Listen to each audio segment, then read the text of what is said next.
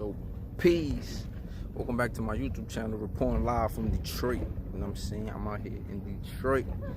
And right behind me, we got a little, it's stuck to me, so it's not gonna really show, like, but right behind me, I'm standing in front of, like, a statue, like, kind of like, it's called, like, the gateway to freedom. So it talks about, like, how Detroit was the gateway to freedom before emancipation, when, like, the Underground Railroad was operating and people were trying to, like, you know, escape to freedom and stuff like that. So this is how, like, the statue looks.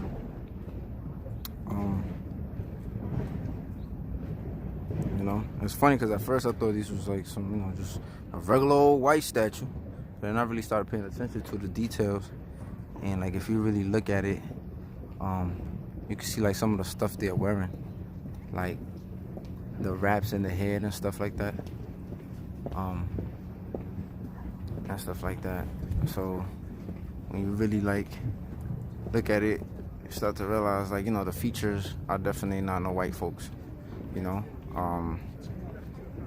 And here they got, like, you know, the gateway to freedom, the sculptor, and it talks about, like, emancipation and stuff like that.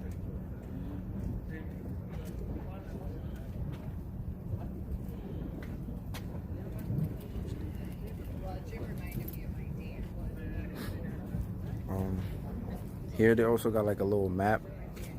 This is, like, the Underground Railroad routes to the Detroit area. So you see, like, the arrows pointing to, like, you know, by the river, close to the border with Canada and stuff like that. And on the other side, there's another map too. Right here, there's another little map, you know, just to give you, like, a better look at what's going on.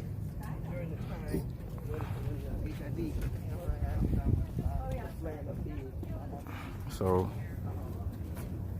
you know, this is just some of, like, the history that's out here in Detroit, you know. I always talk about, like, Detroit played a very prominent role in, like, African American history. And when they signed the law that at first people were escaping the South, you know, coming to the, you know, to the northern cities, and they signed the law, Congress signed the law that, like, slave masters could come.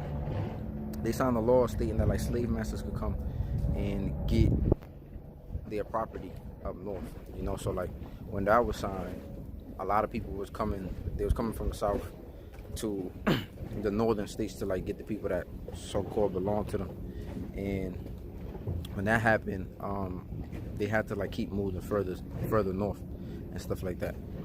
And, like, if you watched the movie Harriet, they talked about that in the movie Harriet, when they went to, like, I believe Philadelphia to go get her, and other people that had fled there, and she escaped.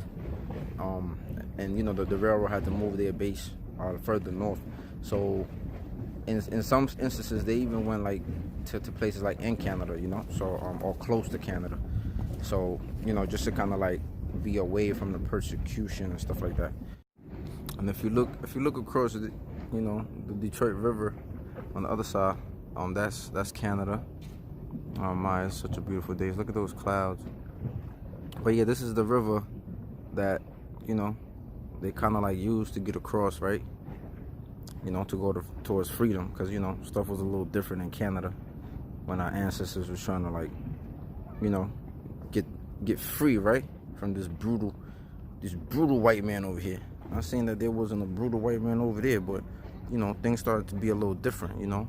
Slavery was abolished internationally in, like, 1806, I believe. Don't quote me exactly on that day, but yeah. So this is the Detroit River. You know, it looks very beautiful out here, you know. So, and this was the road to freedom, you know, when Congress passed a law that allowed people the slave master to come up north to, like, cities like Philly, New York and stuff, to kind of, like, retrieve the runaway slaves and stuff like that. So aside from that little piece of history I just gave you about the statue behind me, you know, I also been talking about how I feel like black people should make an exodus back to Detroit. And the reason why I say that is because, for those who don't know, like, Detroit is like a city that is dealing with like abandonment issues, and a lot of people have been fleeing. The white folks in the 60s, they started fleeing Detroit because a lot of black people was coming here. During the war, like during the years of the war, like a lot of jobs opened up, like in factories and stuff like that. So a lot of like black folks migrated up here because there was opportunities during the war, and and with the influx of like black people coming in, that kind of like caused white people to like flee. The history. We come around, they leave, and with that, that contributed to like the demise of like.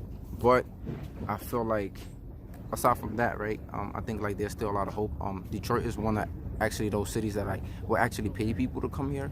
They have like a program, like a stipend program. I don't know. I think it's for a year. I'm not sure. Don't quote me on that. But that was like the last time I looked it up.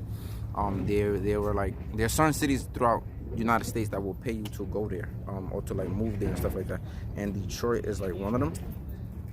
Or at least it was one of them. I don't know if they're still doing it, but you should look it up. Also, so there's a lot of opportunity. Also, property is dirt cheap. Like if you ever trying to build some type of economic foundation, I think that like if you ever trying to build some type of like economic foundation, I think property should be at the forefront of it. And I think that like being that you can get it for cheap here, is a good place. And I think that people should be contemplating it and thinking about it, because like if you could go somewhere and get property for cheap, and there's a lot of vacant lots, there's a lot of stuff like, and they're trying to like revive the city. So I think that black folks that are trying to like do something, right? Like, like why not make an exodus to a city that you contribute to built in the 60s, right? My bad, y'all. My phone died. I'm back at the hotel room.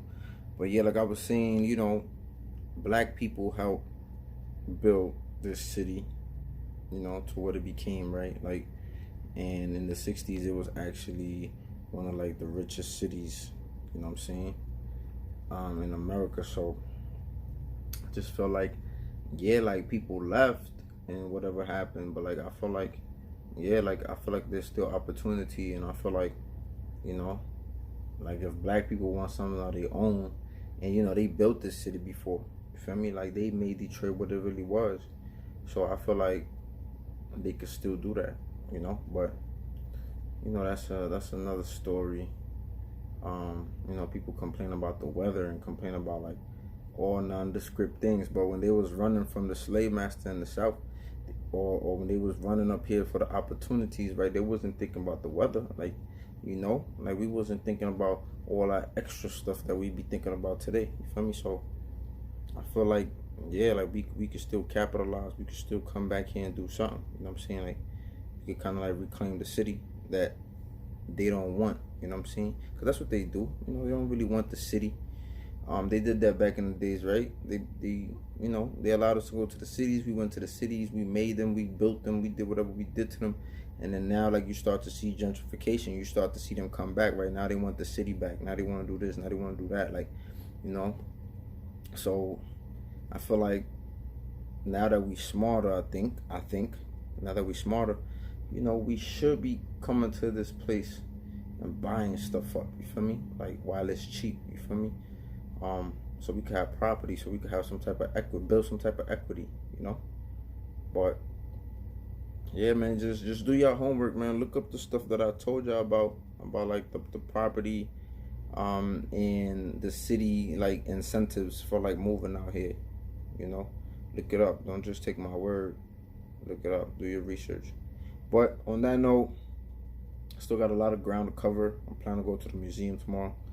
I don't know how it's gonna go, but yeah, man, there's a lot of history out here. So on that note, I'm out. Peace. Y'all be safe out there.